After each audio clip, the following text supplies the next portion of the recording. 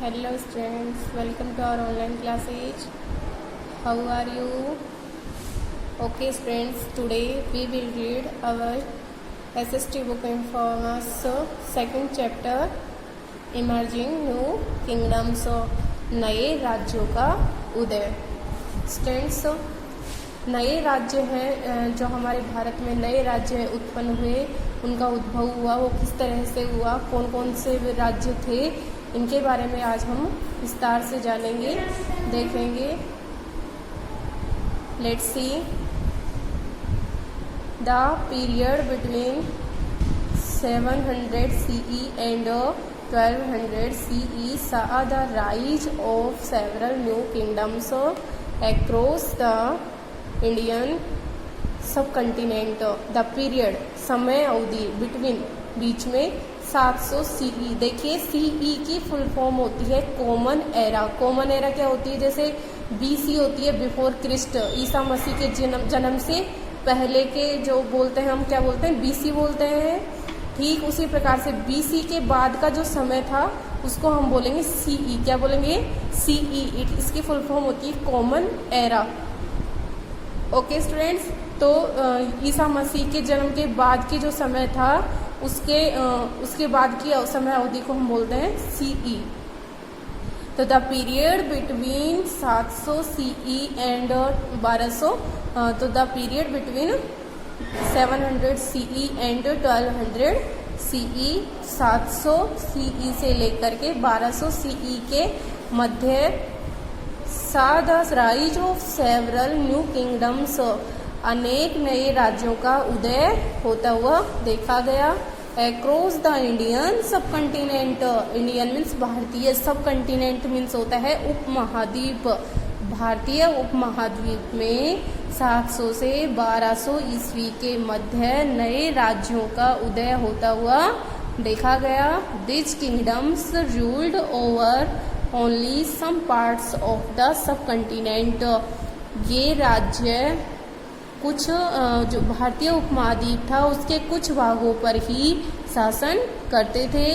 Yet some of these kingdoms were very large, इनमें भी जो कुछ शासक, कुछ राज्य थे वे बहुत ही बड़े थे। देखिए, emergence of new dynasty, dynasties means होता है साम्राज्य, शासन ही बोल सकते हैं। इमरजेंस मीन्स होता है उद्भव, नए साम्राज्य का उद्भव टॉपिक है। देखिए next, the rule of 3 prominents, rule means शासन ऑफ 3, 3 प्रोमिनेंट्स मीन्स साम्राज्य बोलते हैं, प्रमुख साधन होता है वैसे प्रोमिनेंट्स मीन्स, बट यहाँ इसका मीन्स लेंगे हम। 3 जो शासक थे, शासन हुआ था 3 राज्यों, वे कौन कौन से थे? देखिए, the 3 most important kingdoms of this period were the Pallavas, ये पालस दे रखा है, यहाँ पे पल्लव होगा, Pallavas, the Gurjara Pratiharas and the राष्ट्रकूट्स।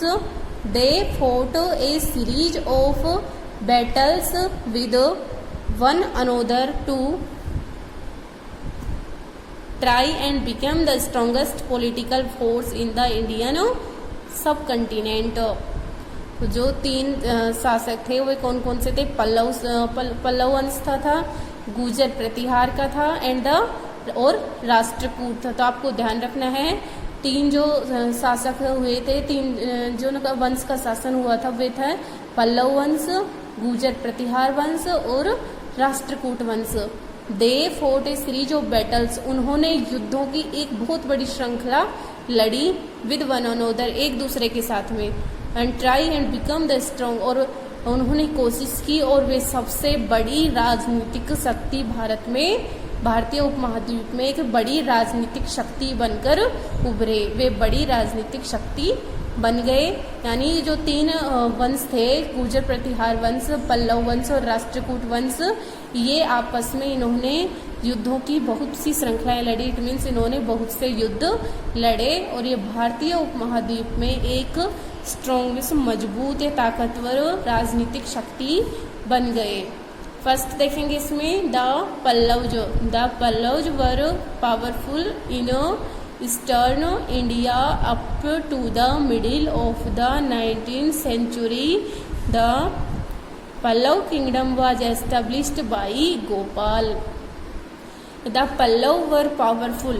जो पल्लव वंश था वो ईस्टर्न इंडिया, पूर्वी भारत में ये पूरी तरह से क्या था, शक्तिशाली था. To the middle of the 19th century, 9वीं शताब्दी के मध्य में, 9वीं शताब्दी के मध्य में पल्लव वंश पूर्वी भारत में सबसे शक्तिशाली या ताकतवर शासन हुआ करता था. The Pallava kingdom was established by Gopal. तो स्टूडेंट्स आपको ये ध्यान रखना है कि पल्लव वंश की स्थापना या पल्लव राज्य की स्थापना किनके द्वारा की गई थी, किसके द्वारा हुई थी, गोपाल के द्वारा. इट मीन्स जो पल्लव वंश का फर्स्ट जो रूलर था, शासक था, वो कौन था, गोपाल था. He is said to have been elected king. उसे एक चुनाव मतलब निर्वाचित शासक कहा जा सकता है जिन्हें लोगों के द्वारा चुना गया. As they have no ruler in the region, क्योंकि उनके राज्य में, रीजन में क्षेत्र में, राज्य में नो रूलर कोई भी शासक नहीं था. उनके राज्य में कोई भी शासक नहीं था, इसलिए उनको लोगों के द्वारा चुना गया. His son Dharmapala conquered Kannauj from the Gurjara Pratiharas. जो इस गोपाल था, इसका बेटा, इसके बाद में जो इसका बेटा था, क्या नाम था, धर्मपाल. कन्क्वेड मीन्स होता है जीत लिया. कन्नौज को फ्रॉम द गुजर प्रतिहार, गुजर प्रतिहारों से. एक तो था पल्लव, एक था गुजर प्रतिहार, और एक तो थर्ड नंबर का था, वो कौन था, राष्ट्रकूट. तो जो ये पल्लव वंश का शासक था, गोपाल का पुत्र धर्मपाल, इसने कन्नौज को गुजर प्रतिहारों से जीत लिया. बट लेकिन could not retain it for long. लेकिन जो कन्नौज था वो अधिक समय तक पल्लव शासकों के पास में नहीं रहा. बाय दिस टाइम, इस समय तक the Pallava kingdom was spread across the entire region of today's Bihar and Bengal.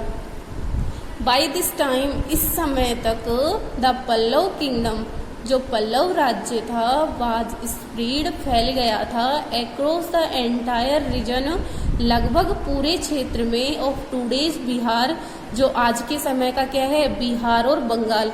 आज के समय में जिसको हम बिहार और बंगाल स्टेट्स कहते हैं, तो ये जो पल्लव वंश था इनमें पहले पूरी तरीके से फैल चुका था.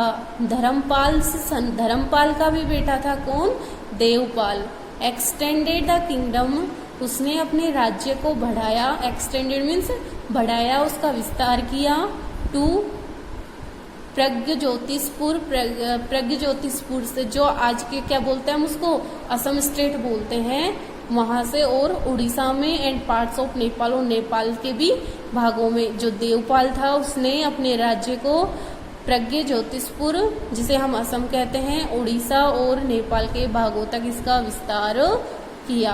तो स्टूडेंट्स आज के लिए हम इतना ही टॉपिक पढ़ेंगे. आज इसमें आपको अगर कुछ समझ में नहीं आता है तो आप मुझे कमेंट सेक्शन में लिखकर उसको समझें. और चैप्टर को आप डेली, वीडियो को डेली देखें, चैप्टर को डेली रीड करें. फर्स्ट चैप्टर इसका कंप्लीट हो चुका है, क्वेश्चन आंसर सर ने आपको करवा दिए हैं, तो आप उनको कर लें. एंड नोटबुक चेक करवाने के लिए आप स्कूल में लेकर आएँ.